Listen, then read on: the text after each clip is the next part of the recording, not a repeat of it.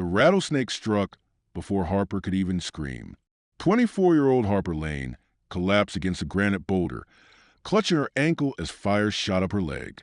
The hiking trail she had chosen to escape her suffocating billionaire father's world now seemed like the worst decision of her privileged life.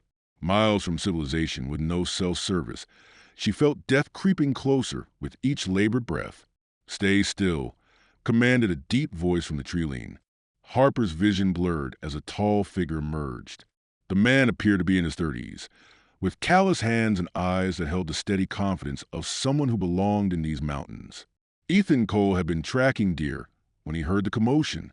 Without hesitation, Ethan dropped to his knees beside her.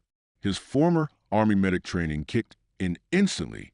He examined the puncture wounds, then reached into his pack for a field knife. "I need to make small cuts to help extract the venom," he explained calmly. "This will hurt, but it will save your life."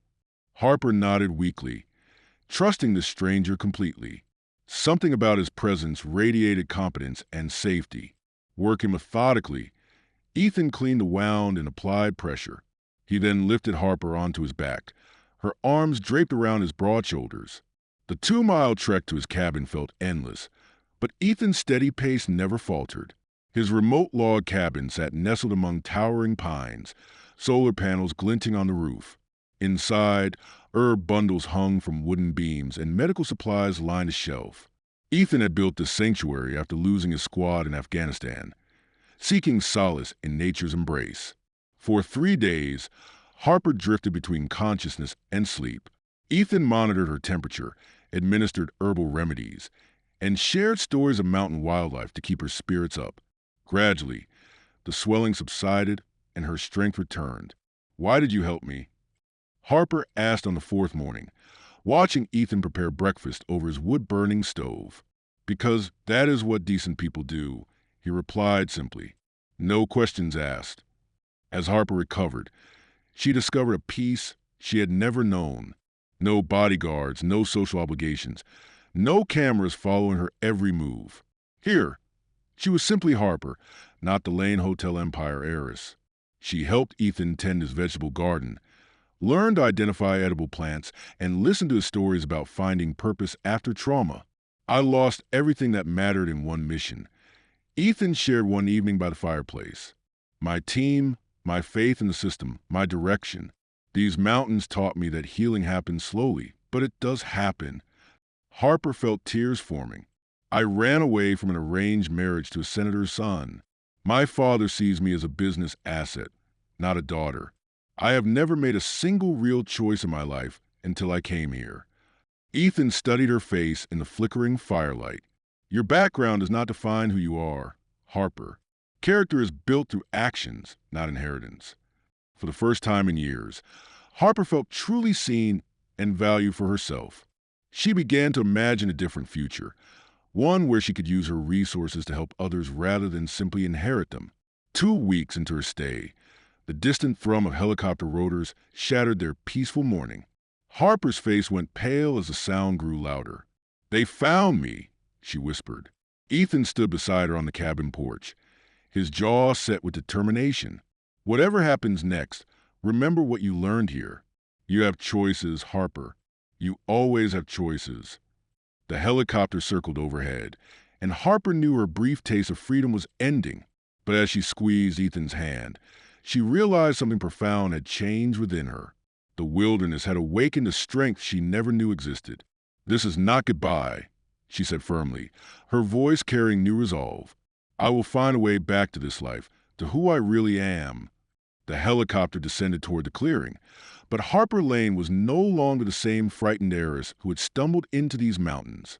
She had discovered her true self in the wilderness, and no amount of wealth or family pressure could take that away from her now.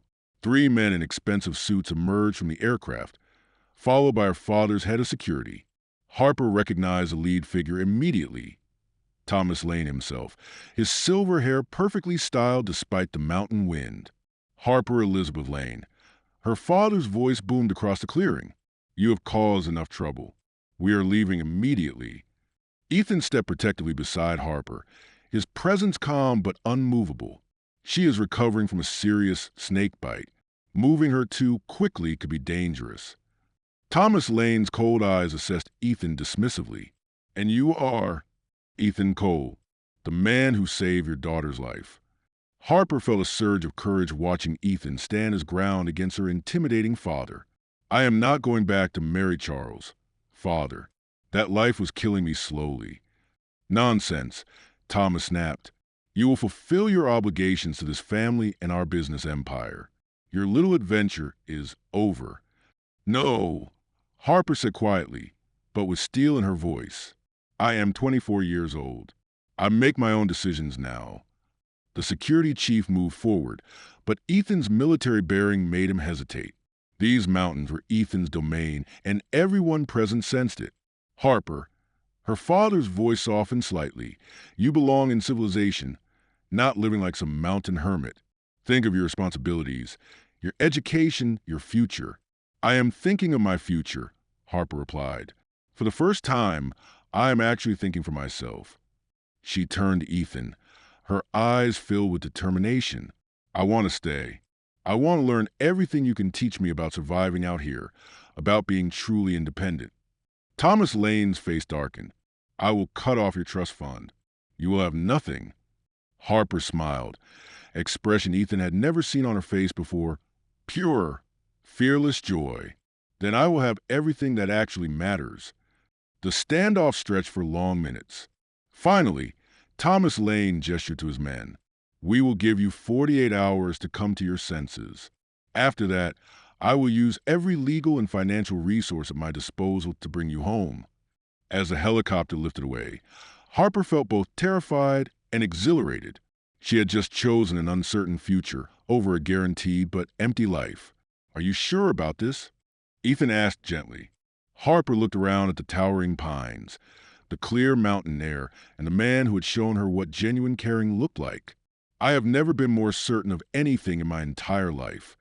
The wilderness had given her something priceless, the courage to choose her own path.